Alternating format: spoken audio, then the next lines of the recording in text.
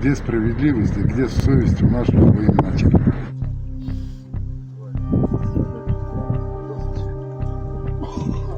Мы докладывали, что они не готовы были на боевую задачу. Так как в Передкане вернулись из 30 человек, это человек 5, а остальные без вести, а остальные все 300. Полностью уверены, что вышестоящее начальство сглаживает свои следы, так скажем, преступления, конкретного убийства парней, наших братьев, наших товарищей.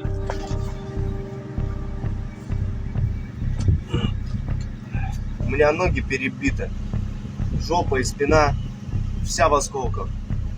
В больнице меня не лечат. Мы здесь большинство все 300-е, нас не лечат, им на все по барабану. Если нас расформируют, возможно, для всех нас это закончится плачевно.